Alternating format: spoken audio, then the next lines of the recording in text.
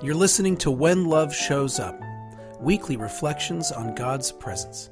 I'm Philip DeVaul, the rector of the Episcopal Church of the Redeemer in Cincinnati, Ohio. Thank you for joining us.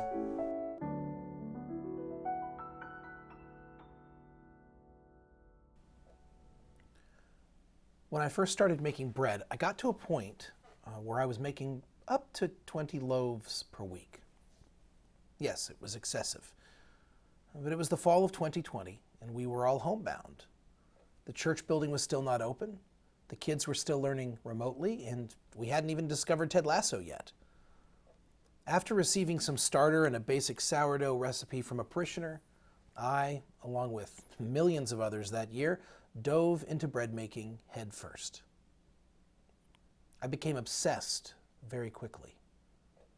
As I've written before, it was actually life-changing for me in ways that I still don't know how to describe. But one thing I can tell you is what I did with all that bread and what it did for my soul. Because obviously I wasn't eating 20 loaves per week.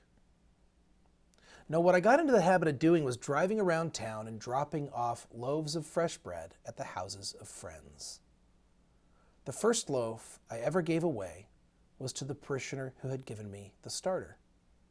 I was under no illusion that my bread would be better than what he was already baking, but still, the joy of giving him something of what he had given me was palpable.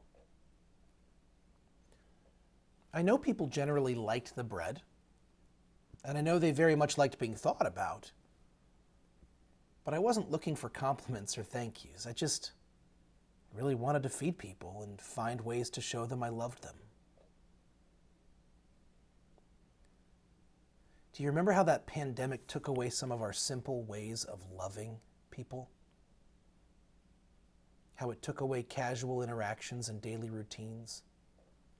How accustomed we became to looking at that mirror image of ourselves on the Zoom calls instead of actually making eye contact with people who had made our lives better. I do. I am still recovering from it, honestly.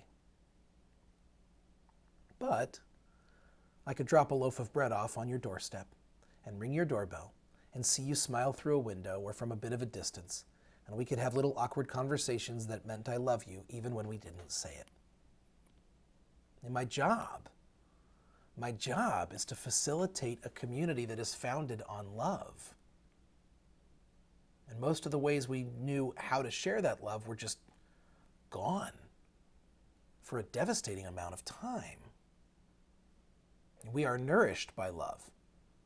And for a time there, many of us felt like we were starving. I began to pray while mixing the dough together.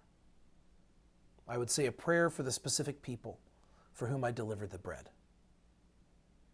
I would think of them as I removed the lid from the piping hot Dutch oven and saw how the bread had risen. I did not wait around to watch them eat it. I did not sit by my phone waiting for thank you texts. I'm not saying I didn't care if they liked it or not. I always hoped they did, of course, but I was not fed by gratitude. I was nourished by the giving. The feeling of being able to do something for someone else is deeply fulfilling. And that is no accident. It is built into us. It's part of our very being, the giving. Selfishness, greed, avarice, the hoarding of wealth, we recognize these things as sinful specifically because they work against our very humanity.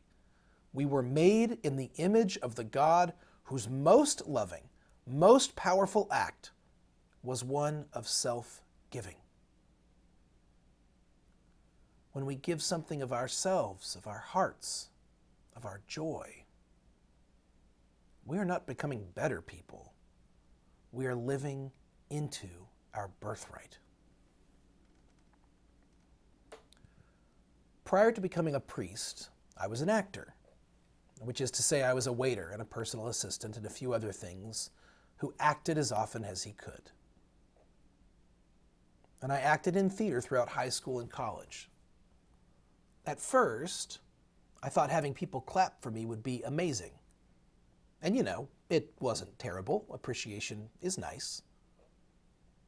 But what I found out very quickly was that applause was nowhere near the best part of being an actor. No, the best part was the chance to actually give people something on stage. To be a part of a team that made people laugh or cry or escape reality for a moment, or even to face reality differently because of something they saw in us. That was the part that nourished my soul. The giving. We're coming up on the time in the church when we will directly ask people to give to the church. We are a nonprofit organization, and people's giving is what empowers the building of this community. For me, as a priest, it's always a strange time because I am always concerned that people will think it's a transactional conversation. It is not. You will not get a reserved pew somewhere in the middle because Episcopalians don't want to sit up front, or a shout out in my sermon or special treatment. You will get the opportunity to give. And that is its own blessing. What happens when we think about giving, not as a transaction or an obligation, but as a way to nourish our own souls? Give us this day our daily bread. Give us the chance to give of ourselves, to share our love, to share our life, to give something of our hearts and our prayers and our work to others. We were made for love. Give us this day the nourishment of giving. This has been When Love Shows Up, a podcast of the Episcopal Church of the Redeemer. From Cincinnati, Ohio, the Queen of the Midwest, the crown jewel of the Buckeye State, this is Philip DeVaul. Remember, you are blessed, and you are a blessing. Thank you for listening.